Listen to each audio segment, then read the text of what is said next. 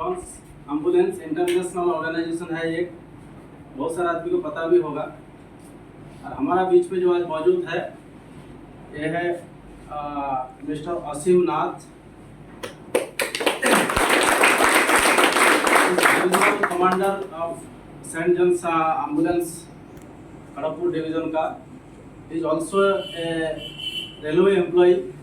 सबसे बड़ी बात है ये ऑर्गेनाइजेशन के साथ, if I am not wrong, since last 20 years he is involved voluntarily, without any payment, voluntarily, and for that his humble contribution, noble contribution to the society, he has been awarded by the presidential award.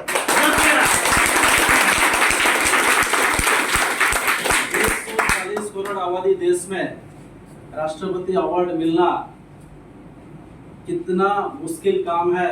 उसका contribution वो level तक पहुंचने के बाद ही एक आदमी वो मुकाम तक पहुंच सकते हैं। आप लोग अंदाजा लगा सकते हैं। तो हमारा बीच में है, इनके लिए एक बार जोरदार तालियां।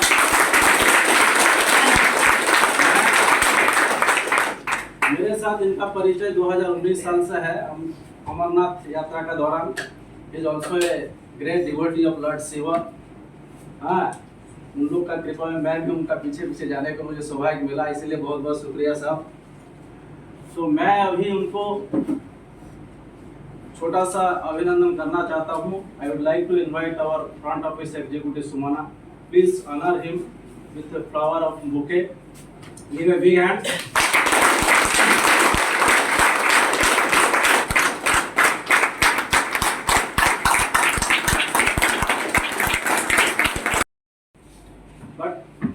किसी को कुछ भी प्रॉब्लम नहीं है। बहुत सारे इंसिडेंट आप लोग भी सुने होंगे। Heart attack is now a vital disease in our society, human society. छोटे बच्चे से लेके बुजुर्ग तक सभी को एक बड़ा प्रॉब्लम है। हार्ट अटैक आने से प्रिलिमिनरी ट्रीटमेंट क्या है, फर्स्ट एड ट्रीटमेंट क्या है। किसी का घर में किसी के साथ भी कभी भी हो सकता है, लेकिन हम लोग का due to lack of knowledge, due to lack of awareness हम लोग उसको बचा नहीं सकते हैं। लेकिन एक आदमी को हार्ट अटैक आने के बाद भी उसको हम प्रिलिमिनरी ट्रीटमेंट फर्स्ट एड करके बताएंगे, जो आप लोग थोड़ा ध्यान से सुनिए। आपका जीवन यात्रा में कभी भी, आपका परिवार में, फ्रेंड सर्कल में, रास्ते में, अपना जीवन का दौरान, walk of in your life, whenever you will get face on this incident, you can help anyone। तो अवेयरनेस प्रोग्राम के बारे में आप लोग को 1.5 hour टाइम लगेगा। आप लोग थोड़ा ध्यान से सीखिएगा, पूछ भी सकते हैं। हाँ, कोई ऐसा नहीं है कि बांग्ला में आप लोग को बताएंगे। Sir thank you. এখানে একটা হাড় আছে, এটাকে বলা হয় বক্ষাস্থি কিংবা স্টার্নাম। यहाँ जो एक हड्डी है इसको कहते हैं स्टार्नम। ठीक है, ये स्टार्नम के ठीक मिडिल पोर्शन के ठीक पीछे हमारा हार्ट है, थोड़ा लेफ्ट साइड में हिला हुआ है। ठीक है, पोजीशन आपको जानकारी हो गया। तो स्टार्नम के बीचों बीच हमें कॉम्प्रेस करना पड़ता है। और ये जो हड्डी है बहुत सख्त हड्डी है।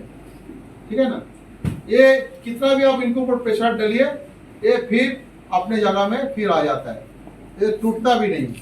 ठीक है, इसके साथ हमारा रिब्स है, 12 पेयर रिब्स है, जो कि हमारा स्पाइन के साथ जुड़ा हुआ है। हम रिब्स के ऊपर कोई प्रेशर नहीं देंगे। हमारा रिब्सের উপরে কোনো প্রেসার দেব না, আমরা প্রেসার দেব ঠিক এই বক্ষাস্থি কিংবা স্টার্নামের উপরে। বোঝা গেল? তো কিভাবে দেব? আর এই মিডল পোরশন, এই মাঝখানটা আমরা জানবো কি করে? দুটো সিস্টেমে আমি আপনাদেরকে শেখাচ্ছি। বাড়িতে গিয়ে আপনাদের কিন্তু বলতে হবে যে কোথায় কোন জায়গাটায় আমরা কিভাবে চাপ দিলে একটা মানুষকে বাঁচিয়ে রাখা যায়। তাহলে আমরা দুটো সিস্টেম, একটা প্রথমে ছেলেদের জন্য বলি, তারপরে মেয়েদের জন্য বলি। দেখুন, দুর্ঘটনা যখন ঘটে তখন ছেলে মেয়ে তখন কেউ কিন্তু আলাদা নয়, সবার ক্ষেত্রে কিন্তু একই রকম সিস্টেম। ঠিক আছে, তো আমি কেন দুটো বলবো তার কারণটা হচ্ছে যে মেয়েদের ক্ষেত্রে একটু আলাদা, ছেলেদের ক্ষেত্রটা একটু আলাদা, সেই জন্য আমরা দুটো সিস্টেমে জানার চেষ্টা করব। তো আমাদের প্রথম সিস্টেম হচ্ছে যে আমরা স্টার্নামের মিডিল পোরশনটা জানবো কি করে। আমাদের যে দুটো নিপিল আছে, একটা লাইনকে ড্র করুন। বোঝা গেল? নিপিল থেকে একটা লাইন ড্র করুন, যেখানে এসে টাচ করে আমাদের বক্ষাস্থিতে স্টার্নামে, সেটা হচ্ছে মিডিল পোরশন। ঠিক আছে, আর মেয়েদের ক্ষেত্রে আমরা কি করব?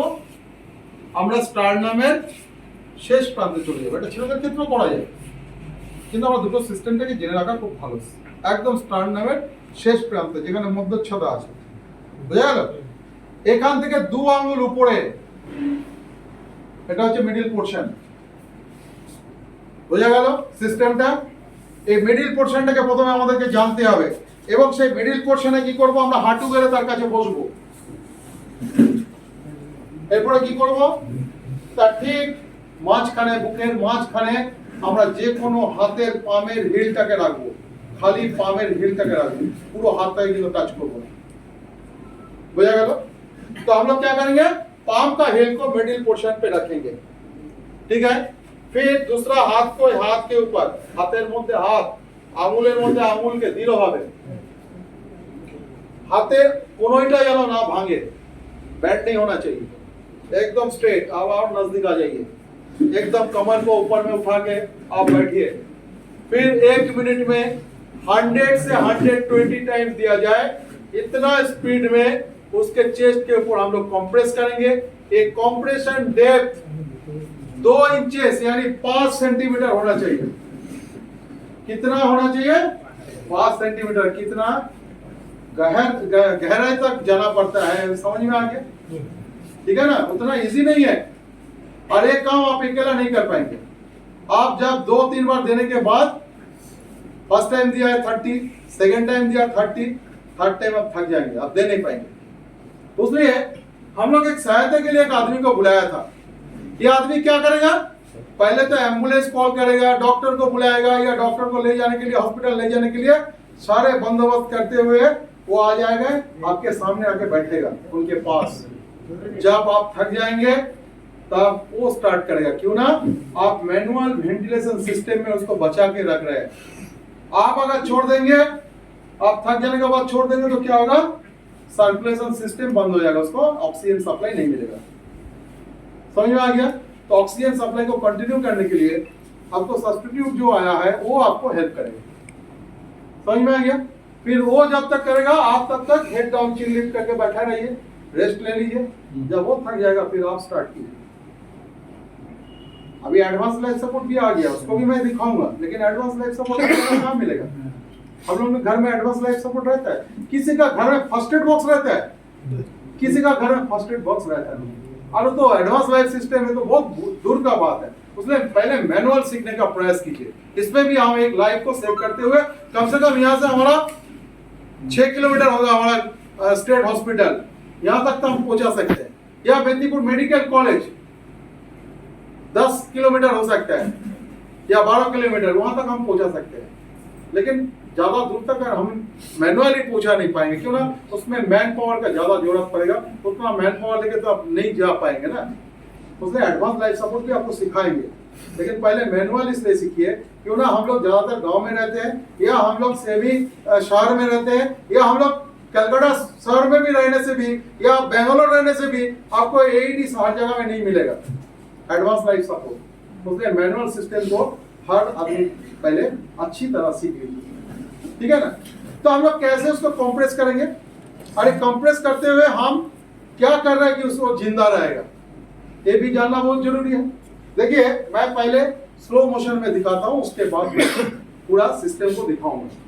स्लो मोशन में मैं इसलिए दिखा रहा हूँ, मैं कर क्या रहा हूँ जिसमें वो जिंदा रहेगा। देखिए पहले तो क्या किया हम लोग, उसको जब कंप्रेशन किया था, इसमें क्या हुआ, उसका जो पल्मोनरी वेन का जो प्योर ऑक्सीजन है उसको हम लोग सप्लाई कर दिया ब्रेन तक। ब्रेन को ऑक्सीजन मिल गया, ब्रेन इसको जिंदा रखेगा, वाइटल ऑर्गन को जिंदा रखेगा।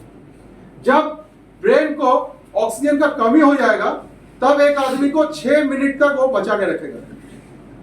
सुन लीजिए, ब्रेन के पास जब ऑक्सीजन का कमी हो जाता है, जब हार्ट अटैक हो जाता है, अनकॉन्शियस में हार्ट अटैक हो गया जिसका ब्रीदिंग भी बंद है, सर्कुलेशन सिस्टम भी बंद है, तो उसमें क्या होगा, ब्रेन को ऑक्सीजन सप्लाई नहीं मिल रहा है, 6 मिनट तक ब्रेन को ऑक्सीजन सप्लाई नहीं मिल रहा है, तभी भी आपको जिंदा रख रहा है। 6 मिनट के बाद ब्रेन के पास जितना ऑक्सीजन था वो खत्म हो गया, तब ब्रेन डेथ होना शुरू हो जाता है। 9 मिनट में ब्रेन डेथ हो जाता है, तब एक आदमी का मृत्यु हो जाता है। समझ में आ गया? तो 6 मिनट में आप जब कंप्रेस करने से जो रिजल्ट आपको मिलेगा, 9 मिनट में उतना रिजल्ट नहीं मिलेगा। इसलिए हम कभी भी कोई दुर्घटना घटते हैं तुरंत हम वो जगह पर पहुंचते हैं, क्यों ना हमारा एक ही मकसद होता है कि हर आदमी का लाइफ को सेव करें। हमारे लेट करके पहुंच गया तो बहुत आदमी का मौत हो जाएगा। तभी भी आपको जब दुर्घटना का खबर मिलता है तब आप तुरंत उस जगह पर पहुंचिए कि भाई आप थोड़ा लेट करके आ रहा है कि भाई बाद में आएंगे, ऐसा नहीं होगा। ठीक है ना, दुर्घटना के टाइम आप तुरंत पहुंचिए। ठीक है, तो हम लोग क्या किया, कंप्रेशन करने के बाद देखिए कंप्रेशन किया, हम लोग ऑक्सीजन सप्लाई दे दिया, फिर चेस्ट रिकॉइल हुआ। देखिए चेस्ट फिर ऊपर में आ गया, सारे शरीर से ब्लड फिर चेस्ट में आ गया, फिर मैं कंप्रेस किया, फिर ऑक्सीजन सप्लाई हो गया, फिर रिकॉइल हुआ, फिर कंप्रेस किया, फिर रिकॉइल हुआ, फिर कंप्रेस किया। जब कंप्रेस कर रहा हूँ ऑक्सीजन सप्लाई हो जा रहा है, जब रिकॉइल हो रहा है सारे शरीर से ब्लड हार्ट में आ जा रहा है। अभी इसको मैं सिस्टम में कर रहा हूँ। ठीक है, आपको समझाने के लिए मैं स्लो मोशन में किया था, अभी मैं सिस्टम में करूंगा कि 1 मिनट में 100 से 120 टाइम्स दिया जाए। इतने स्पीड में हमें 30 कंप्रेशन देना पड़ता है। 30 कंप्रेशन के बाद हम लोग क्या करते हैं, 2 बार माउथ टू माउथ देते हैं। यह है सीपीआर सिस्टम, यानी basic life support system. 30 compression to inflation. But 2005 के बाद हम लोग एक पार्ट को बंद कर दिया। क्यों बंद कर दिया? अमेरिकन हार्ट एसोसिएशन ने कहा, बहुत टाइम में क्या होता है, रोड एक्सीडेंट में बहुत आदमी मुंह से मुंह लगा के उसको ब्रीदिंग देने नहीं चाहता है, क्यों ना, मुंह में ब्लड होता है, वोमिटिंग पार्ट होता है, देना नहीं चाहता है। तो अमेरिकन हार्ट एसोसिएशन इसके ऊपर रिसर्च किया, रिसर्च करके देखा इसमें ज्यादा फायदा होता नहीं है, लेकिन ये अगर कोई हॉस्पिटल में होता है तो हॉस्पिटल में एम्बू बैग होता है, जिसके ये से वो एम्बू बैग के जरिए से वो ब्रीदिंग को दे सकते हैं, लेकिन आपके पास तो एम्बू बैग होता नहीं है, इसलिए आप एक पार्ट को देने का कोशिश मत कीजिए।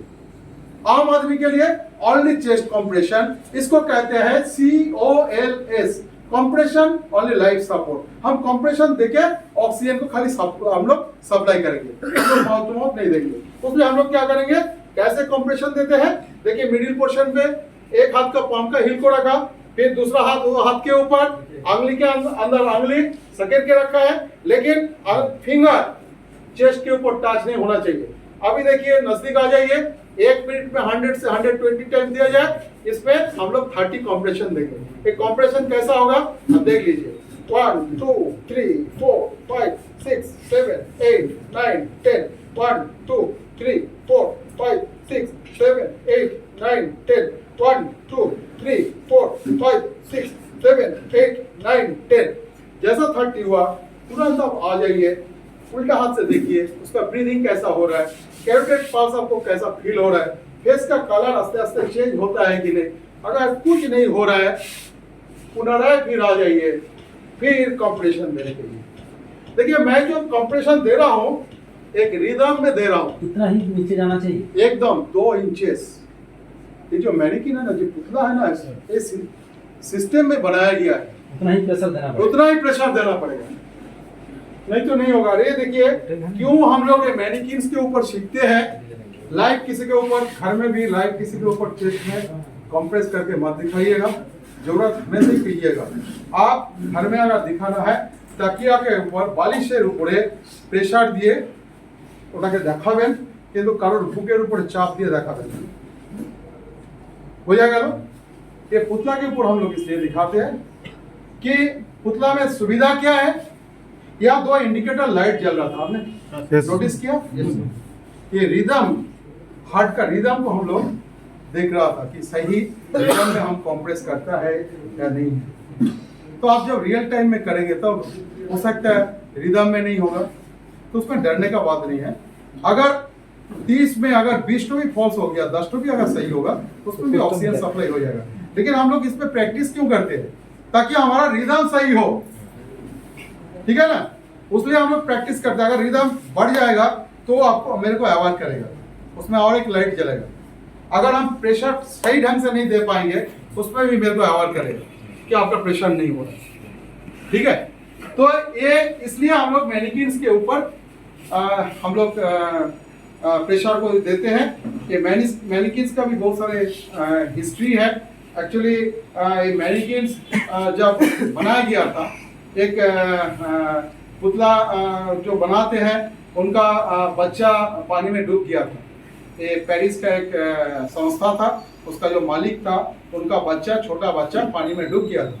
जब पानी में डूब गया था वो सोचा उसका तो अनकॉन्शियस हो गया, वो सोचा उसका अब तो मौत हो गया है। मौत सोचते हुए वो रोते हुए बच्चा को वो जोर जोर से चेस्ट के ऊपर धक्का दे रहा था, रोते हुए कि वो मेरा बच्चा तो चला गया, इतना पैसा मेरा है लेकिन एक फायदा क्या है, तो रोते हुए चेस्ट के ऊपर धक्का दे रहा था।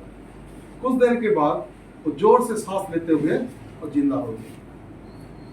तब वो खुशी के मारे बच्चा को गोदी में लेके वो दौड़ दौड़ के सबको बता रहा था कि भाई मैं देखो मेरा बच्चा मर गया था लेकिन मेरा बच्चा फिर जिंदा हो गया। तो ये बात उस टाइम तो मोबाइल नहीं था ना, तो ये बात कुछ डॉक्टर्स को पता चला, तो डॉक्टर्स ने उसके पास आया कि भाई तुम कैसे तुम्हारा बच्चा को बचाया था। वो बताया, टेक्निक को बताया कि हम कुछ नहीं किया, उसका चेस्ट के ऊपर हम जोर जोर से धक्का दे रहा था, उसमें हमारा बच्चा जिंदा हो गया। तो डॉक्टर्स तो अब सोचा कि भाई ये तो सीपीआर सिस्टम ये भी जानते हैं, तो ऐसा हम लोग बहुत आदमी को सिखा सकते हैं। तो उसको बोला एक तो पुतला बनाओ, जो पुतले के जरिए से हम बहुत आदमी को सिखा सकते हैं, क्यों ना तुम तो पुतला बनाते हो। तब वो क्या किया, एक पुतला को बनाया, उसका नाम दिया था रेस्क्यू एनी। एक पुतला का नाम है रेस्क्यू एनी। ये जो सारे पुतला होता है ये अभी इंडिया में मिलता है, लेकिन ये हमारा इसका उम्र कम से कम 20 साल हो गया है। हमारा ऐसा 10 तो बच्चा है मेरा, और 2 तो छोटा बच्चा भी है। ये सारे बच्चा मैं अमेरिका से कलेक्ट किया हूँ, ये यहाँ का नहीं है। क्यों ना इसके ऊपर कम से कम हम लोग कितना आदमी का, कम से कम ये तो हम लोग कभी गिना नहीं है, क्या कम से कम हम लोग 20 से 25 लाख आदमी को हम लोग सीपीआर सिखा दिया है। तो इतना आदमी हैंड्स ऑन ट्रेनिंग किया इसके ऊपर, लेकिन अभी भी ये जिंदा ही है। समझ में आ गया? ফার্স্ট লেফট হ্যান্ড তাহলে কোন একটা লেফট হ্যান্ড রাইট হ্যান্ড তোমার যে হাতটা তোমাকে ভালো লাগবে সেই হাতে করো। এটা লেফট হ্যান্ড আর উপরে হাত ঠিক না করলে লাইট জ্বলবে না। সেকেন্ড হাত না, লাইট সবসময় জ্বলবে, তোমাকে প্রেসারটা ঠিকঠাক দিতে হবে, লাইটের দিকে ধ্যান দিতে হবে। আরো সামনে, ভেরি গুড, বাহ।